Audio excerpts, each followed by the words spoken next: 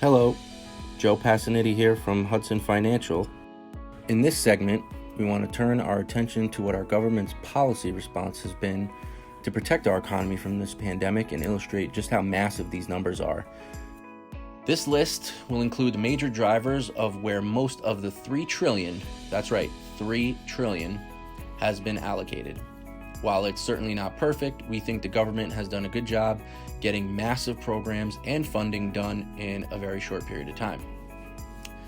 The first point would be non-monetary, but the Federal Reserve cut short-term interest rates to zero, which should help borrowers by lowering variable interest rates. So when you think about credit cards or getting a new loan, they will all be measured based on new rates, which are near zero.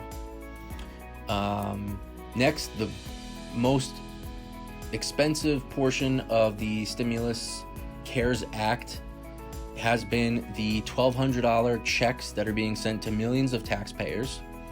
In true government fashion, some of these payments are actually going to deceased people. However, this has been a huge benefit to millions of families looking to stay afloat that may be unemployed. The total cost of the stimulus checks will be around $600 billion, and that would be something that is unprecedented. Next, unemployment has been given a boost from the federal government with Pandemic Unemployment Assistance, PUA, which provides $600 per week for those that qualify, and that will be close to $200 billion in total spending. The government has also frozen student loan payments and put in place programs to protect homeowners and tenants from eviction or missed mortgages in the form of forbearance. On the business side, the Small Business Administration, the SBA, has provided relief in two programs: the Paycheck Protection Program, or PPP, and the EIDL Disaster Loan Program, which provides low-cost or even forgivable loans to keep small business afloat during the lockdown. The PPP programs were two phases, each over $300 billion, and the EIDL program came in at about $60 billion. Next, there have been other credits. There have been lending programs, and specific industries like airlines have been thrown lifelines from the government, and those are actually even close to $1 trillion on their own in stimulus. So those are significantly important.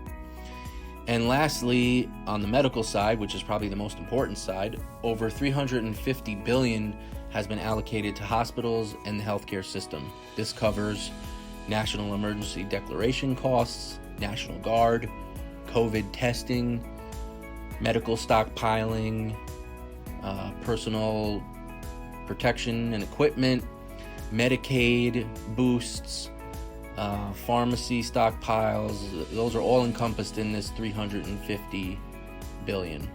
That's a lot of stimulus. We're all looking to the brighter days ahead. On the medical side, we're seeing great strides. Hopefully the government continues to be flexible in this fight. So we just wanted to give everyone an update on the two portions that are likely in the news the most: the virus and the death count, and obviously the government spending and the stimulus to help everyone stay afloat. We hope everyone stays safe and healthy, and keep washing those hands. Thanks for listening.